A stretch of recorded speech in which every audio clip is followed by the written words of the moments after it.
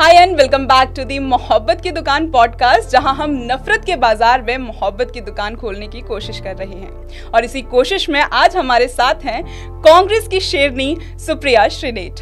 Welcome ma'am and thank you so much for coming. Thanks very much for having me.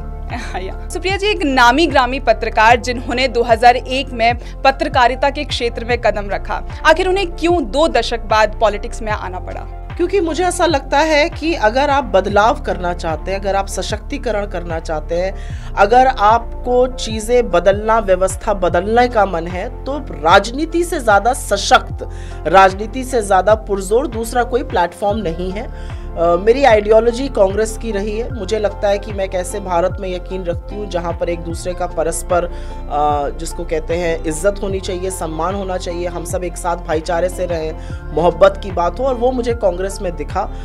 और मुझे लगता था कि भारतीय जनता पार्टी के स्पेशली सत्ता में आने के बाद चीज़ों को बहुत करीब से देखा। जो पत्रकार आपको दिखाता है वो एक फिल्टर के साथ होता है, सच थोड़ा ज़्यादा भयावह होता है। तो वो सच मैंने बहुत करीब से देखा था। भारतीय जनता पार्टी की जो नफरत की राजनीति है, जो अलगाव करने की, जो अराजकता फैलाने की एक तरह से कोशिशें रहती हैं, उसको बहुत करीब से देखा था। सिर्फ हेडलाइन चेज करी जाती थी, ऐसी कोई पॉलिसी नहीं बनाई जाती थी जिसमें वाकई में किसी की ज़िंदगी में सुधार हो। तो वो सब देखकर लगा कि अगर इस देश को एकजुट रखना है, अगर इस देश को एक बनाए रखना है, तो राजनीति में आना ज़रूरी है।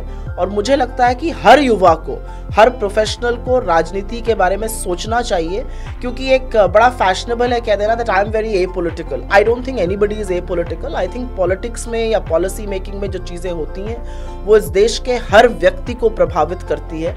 आपको अगर इस देश में यकीन है, अगर आप इस देश से प्यार करते हैं, तो राजनीति में आपकी रुचि होना जरूरी है और लोगों को ये प्लंज लेना चाहिए। राजनीति में आपका सबसे बड़ा इंस्पिरेशन कौन रहा है? Without a doubt, I don't have to think एक सेकेंड के लिए भी, राहुल गांधी। बिकॉज मुझे ऐसा लगता है कि वो निर्भीक हैं, वो निडर हैं, और जिस शिद्दत से वो इस सरकार का पर्दाफाश करते हैं, और वो उनके बारे में मुझे सबसे अच्छी चीज़ ये लगती है that he is somebody who walks with the courage of his convictions. उनको अगर लगता है कि एक बात सच है तो वो फिर उसके लिए कोई भी कीमत चुकाने को तैयार है। ये थोड़ी सी झलक मुझे बचपन से अपने फादर में भी दिखती थी। वो बहुत लड़ाकू थे, अन्याय बिल्कुल नहीं सहते थे, और न्याय के लिए किसी से भी लड़ जाते थे, वो भी कीमत की परवाह नहीं करते थे। तो बचपन से पापा को देखा ये करते हुए, और फिर उसके बाद मुझे लगता है भारतीय राजनीति में राहुल गांधी जी ने सच और मोहब्बत की जो लकीर खींची है वो बहुत लंबी है। उसको पार पर कर पाना शायद किसी के लिए भी बहुत टफ होगा। मैंने अक्सर आपको टीवी डिबेट्स में सुना है, आप एक शब्द जो है बहुत ज्यादा यूज करते हैं, चरण चुंबक मीडिया। मुझे पेटेंट कर देना चाहिए वो शब्द, अब काफी लोग यूज करने लगे हैं। तो उसके बारे में आपका क्या ख्याल है? देखिए, ऐसा है कि मीडिया जो है वो लोकतंत्र का चौथा स्तंभ माना जाता है, और चौथा स्तंभ है।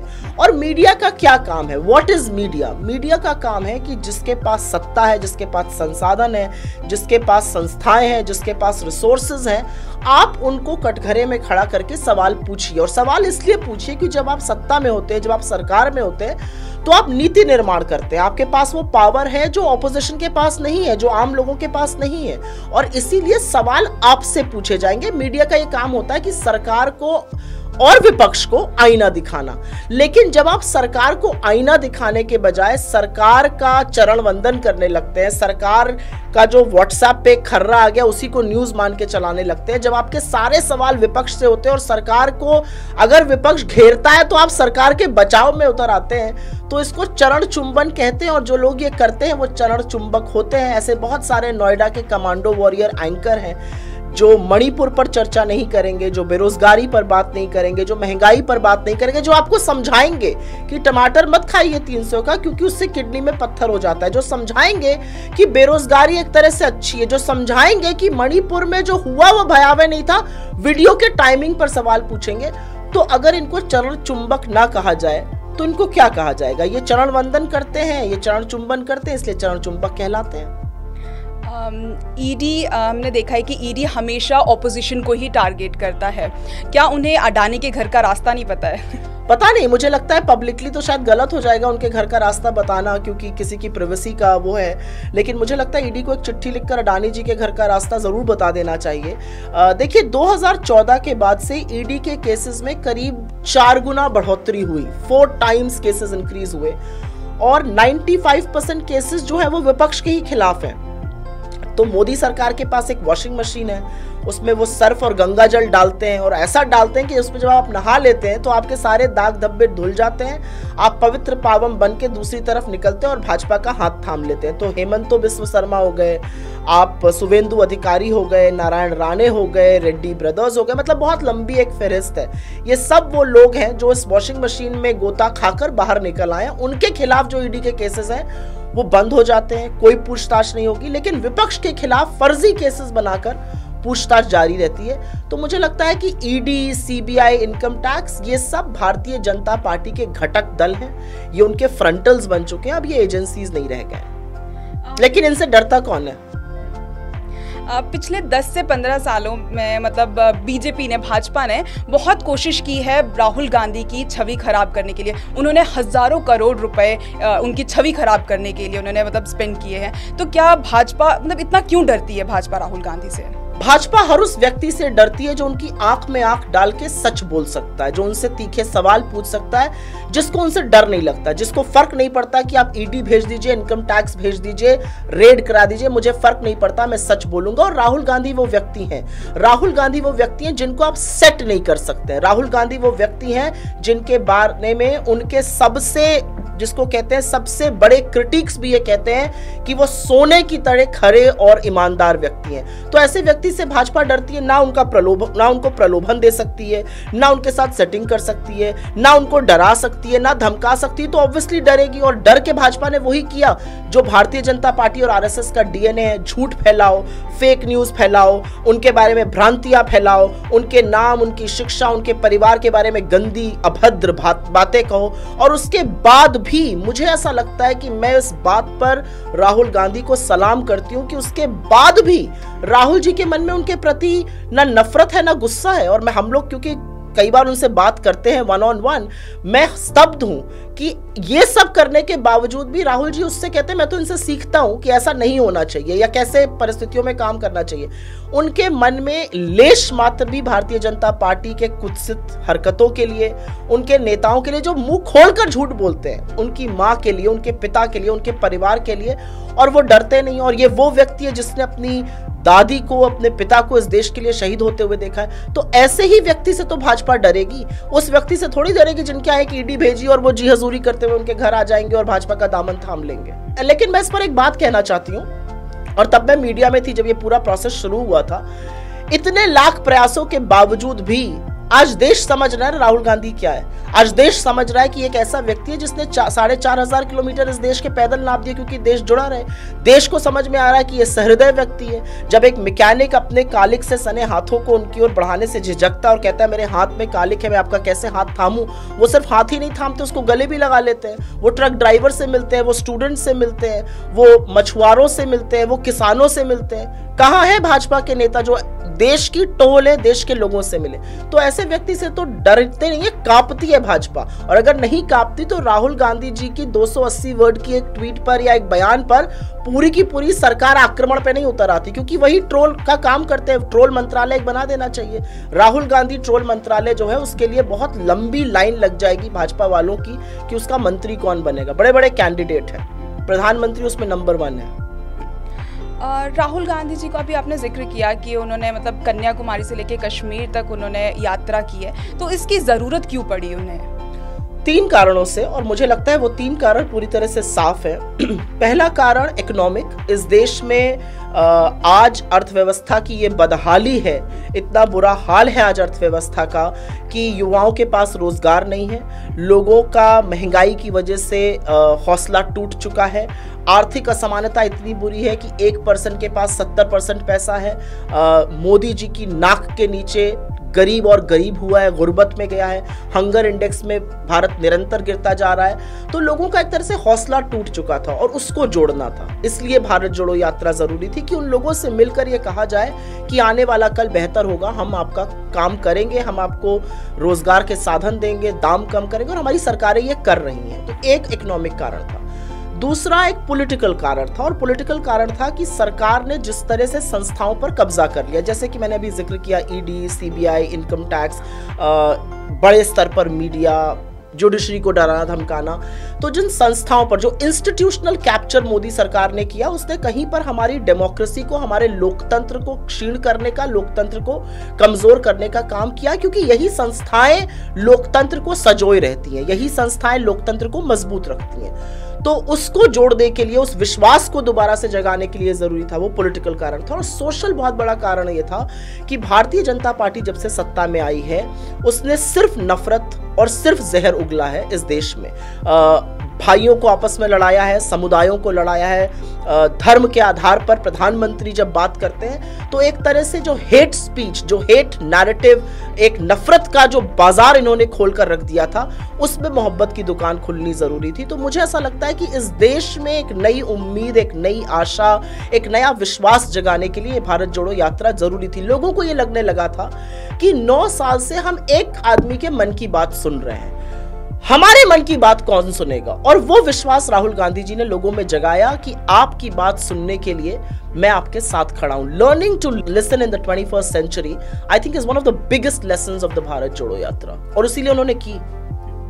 हमने बहुत बार भाजपा वालों को बोलते हुए सुना है कि कांग्रेस ने 70 सालों में क्या किया। तो मैं आपसे जानना चाहती हूँ कि कांग्रेस ने 70 सालों में क्या किया है। मैं सबसे पहले तो ये कहूंगी कि जो 70 साल का हमारा ब्यौरा मांगते हैं, वो 7 साल अपना लाया हुआ रुपया नहीं चला पाए, और ऐसा खर्चा हुआ उस रुपए को लाने में, उसकी प्रिंटिंग में, उसके इंट्रोडक्शन में, उसके एटीएम रिकैलिब्रेशन में, जो उसकी वैल्यू से कहीं ज्यादा था, और अब वो रुपया भी वापस चला गया। तो अपना 7 साल का रिकॉर्ड ही बता दें, हमारा 70 साल का क्या पूछेंगे। लेकिन क्योंकि पूछते हैं। और एक बड़ा इंटरेस्टिंग चीज हुई, गृह मंत्री अमित शाह बोलते बोलते थोड़ा ज्यादा बोल गए। उन्होंने तो ये भी कह दिया कि पहला IIT, पहला IIM, पहला एम्स, पहला NIT जो है वो मोदी सरकार ने बनाया है। अमित शाह जी पैदा नहीं हुए थे जब नेहरू जी ने इस देश में पहली IIT की स्थापना करी थी 1951 में, पहले एम्स की स्थापना करी थी, पहला IIM 1961 में बना दिया था। तो 200 साल की ब्रिटिश हुकूमत के बाद एक देश आजाद हुआ। वो देश गरीब था, वहां पर अशिक्षा थी, वहां पर गुर्बत थी, वहां पर बहुत विभिन्नताएं थी। भारत में जितने कौमें, जितनी जातियां एक साथ रहती हैं, बहुत विभिन्नताएं थी। और उसके बाद भी पंडित नेहरू या कांग्रेस के नेता ये रोना नहीं रोते थे कि अरे अंग्रेजों ने ये किया। उन्होंने राष्ट्र निर्माण का काम किया। तो 70 सालों में सबसे पहले तो हमने IIT, एम्स, बाबा एटॉमिक सेंटर, इसरो, तमाम research institutes, NIT, IITs, IIITs, ये सारी चीजें बनाई और उस भारत की नींव रखी जिसके दम पर आज दुनिया हमारा लोहा मानती है। आज हमको IT और टेलीकॉम रेवोल्यूशन का अग्रणी कहा जाता है, हमको दुनिया का बैक ऑफिस कहा जाता है, हम IT के सुपर पावर कहे जाते हैं। क्यों ऐसा हुआ? क्योंकि भारत ने 70 सालों में वो अचीव किया जो कि बाकी दुनिया का कोई देश नहीं कर पाया। हमने 70 साल में लिबरल डेमोक्रेसी की नींव रखी। मैंने IITs, एम्स, IIMs वगैरह की बात करी। हमने ऐसे इंस्टीट्यूशंस बनाए, चाहे वो हमारे वो इंस्टीट्यूशंस हो जो गवर्नमेंट इंस्टीट्यूशंस हो जो लिबरल डेमोक्रेसी को बचाए रखे। हमने इंडिपेंडेंट जुडिशरी की स्थापना की। हमने ग्रीन रेवोल्यूशन लाए। जय जवान जय किसान का नारा क्या था? वो ग्रीन रेवोल्यूशन था, वो हरित क्रांति थी। हम दूध की रेवोल्यूशन लाए जो व्हाइट रेवोल्यूशन कही गई। हमने 70 सालों में पाकिस्तान को नाको चने चबवा दिए, 2 टुकड़े कर दिए पाकिस्तान के और बांग्लादेश को जन्म दिया। ये हौसला था इंदिरा जी का। हरित क्रांति के हौसला था शास्त्री जी का। उसके बाद 19वीं सदी के भारत में हम बात कर रहे थे IT और टेलीकॉम रेवोल्यूशन की। ये हौसला था राजीव गांधी जी का। 1991 में हमें एक बहुत फ्रैक्चर्ड इकोनॉमी मिली। ऐसी इकोनॉमी मिली कि हमारा सोना जो था वो गिरवी रखना पड़ रहा था। उस टाइम पर हमने अपनी इकोनॉमी को मजबूत बनाया। हम ग्लोबलाइजेशन का पार्ट बने। बड़े बड़े मल्टीनेशनल्स हमारे देश में आए। उसके चलते नौकरियां बनी, उसके चलते एक नया मिडिल क्लास बना। ये हौसला था। ये 70 साल का ब्यौरा है। हमारी दोबारा से सरकार आई, हमने खाद्य सुरक्षा बिल दिया जिसकी आज बहुत अटखेलियां करते हैं मोदी जी। हमने काम का अधिकार मनरेगा दिया, हमने राइट टू इंफॉर्मेशन दिया, राइट टू एजुकेशन दिया। ये हौसला था हमारी सरकारों को। तो 70 साल में और इस सब को करते हुए 70 साल तक इस देश को संजोए रखा, इस देश को ऐसा बनाए रखा कि एक दूसरे का नाम पूछकर ट्रेन में आपको गोली नहीं पड़ जाती थी। एक औरत टीचर बन के एक छोटे से बच्चे को यह कहकर नहीं पिटवाती थी उसके सहपाठी से कि उसका समुदाय क्या है। 70 साल में हमने एक ऐसा देश बनाया जहां पर आपको अभिव्यक्ति की आजादी थी।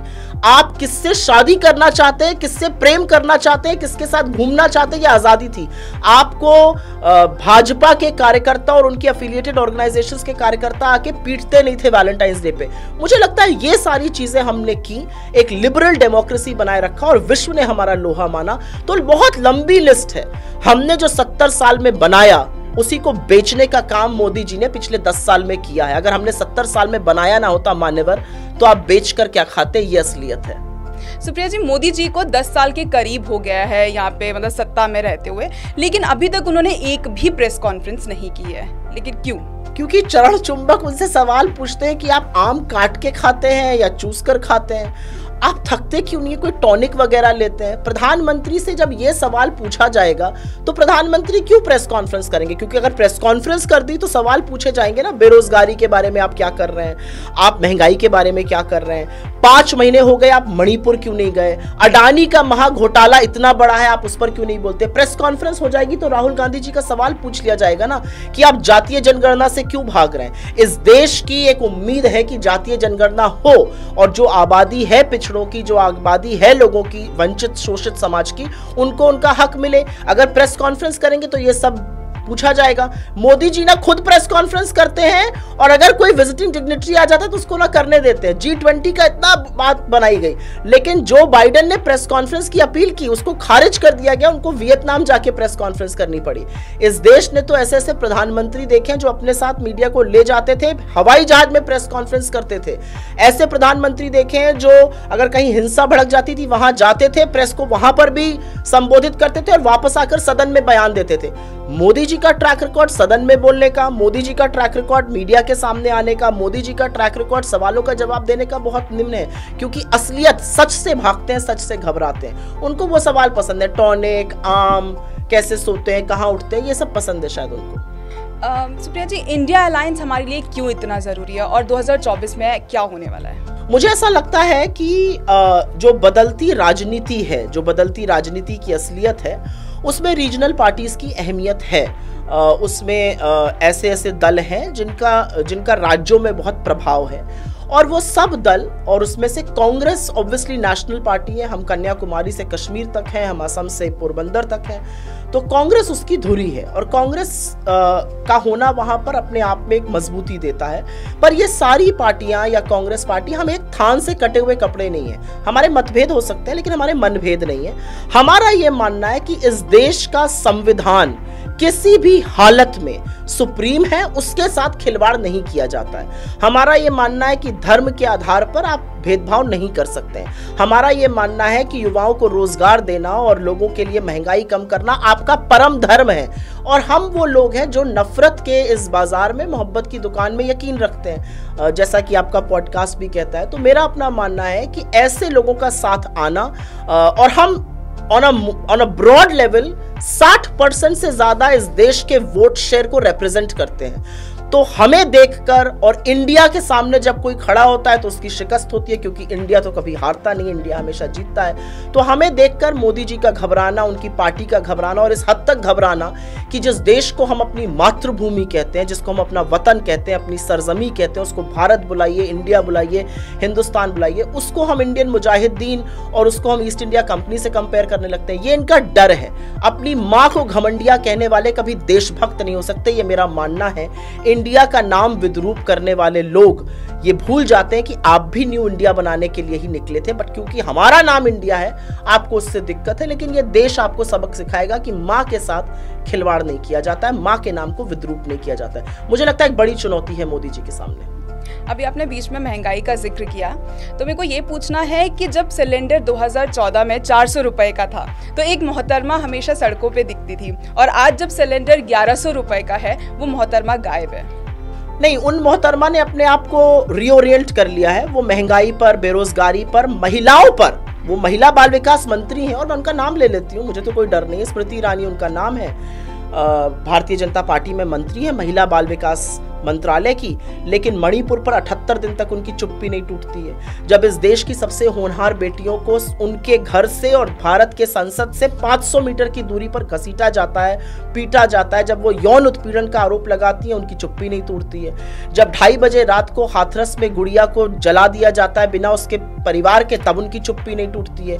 कुलदीप सिंह सेंगर दोषी पाए जाते हैं हत्या और बलात्कार के, उनकी चुप्पी नहीं टूटती। उनकी चुप्पी सिर्फ एक व्यक्ति तोड़ता है और वो व्यक्ति राहुल गांधी है। राहुल गांधी ने कुछ बोला और उनके खिलाफ जहर उगलना हो तो मोहतरमा सब कुछ छोड़कर कूद कर आकर प्रेस कॉन्फ्रेंस करती हैं। मैं उन्हें ये याद दिलाना चाहती हूं कि आप तो चूड़ियां भेजने का काम करती हैं, जबकि मैं चूड़ियों को सशक्तिकरण की निशानी मानती हूं। चूड़ियां भेजने का क्या मतलब था? आप ये सारे काम करती थी। प्रधानमंत्री से आप जवाब कब मांगिएगा? आपके बगल में बृजभूषण शरण सिंह बैठे हुए हैं और आप बात करेंगी महिला सम्मान की, आप बात करेंगी महिलाओं के आरक्षण की। आप एक निहायत ही नफरत से भरी महिला है। थोड़ी मोहब्बत से काम लीजिए, दुनिया बड़ी खूबसूरत है और आपका काम जहर उगलना है।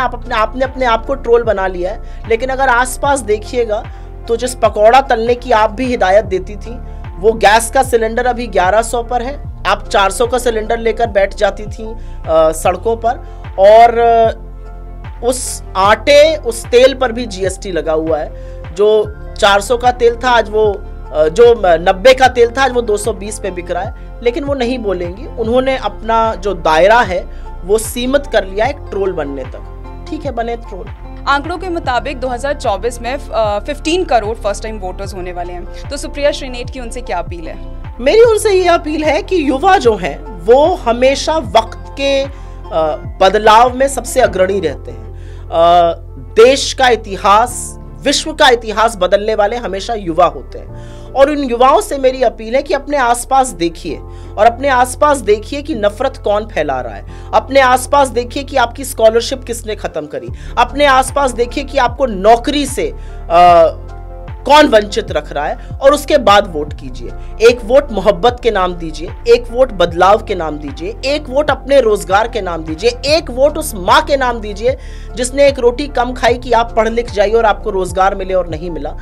तो मुझे लगता है कि तलवारों की धारों पर इतिहास हमेशा बनता है। जिस ओर जवानी मुड़ती है उस ओर जमाना मुड़ता है। युवा समझ रहे हैं कि नफरत से कुछ हासिल होने वाला नहीं है, धर्मांधता से कुछ हासिल होने वाला नहीं है, और धर्म के नाम पर जो लोग आपको ठगते हैं और अपने आप को स्वयंभू ठेकेदार बुलाते हैं, वो आपसे धर्म के ऊपर भी टैक्स वसूल लेते हैं। मुझे लगता है युवा बदलाव करेगा, क्योंकि इस देश का युवा मोहब्बत का मतलब समझता है। वो समझता है कि नफरत में आप पनप नहीं सकते।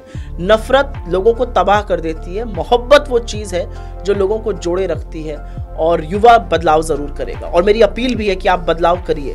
Okay, ma'am. Now let's move to the next segment of our show, the rapid fire round. So, are you ready? Yes, absolutely.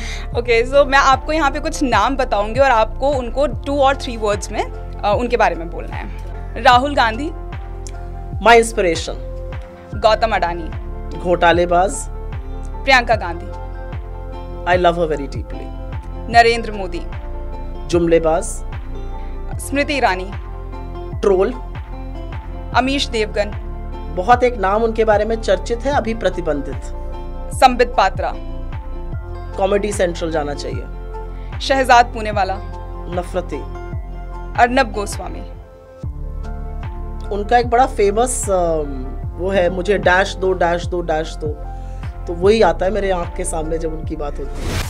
सच है विपत्ति जब आती है कायर को ही दहलाती है, सूरमा नहीं विचलित होते, क्षण एक नहीं धीरज खोते, विघ्नों को गले लगाते हैं, कांटों में राह बनाते हैं, मुख से न कभी उफ कहते हैं, संकट का चरण न कहते हैं, जो आपरता सब सहते हैं, उद्योग निरत्नित रहते हैं, शूलों का मुख न साने को, बढ़ खुद विपत्ति पर छाने को, है कौन विघ्न ऐसा जग में, टिक सके वीरवर के मग में, खम ठोक ठेलता है जब नर, पर्वत के जाते पांव उखड़, मानव जब जोर लगाता है पत्थर पानी बन जाता है। अब आपसे मुलाकात होगी मोहब्बत की दुकान के अगले पॉडकास्ट में एक नए चेहरे के साथ। तब तक के लिए स्टे ट्यून्ड, बाय बाय।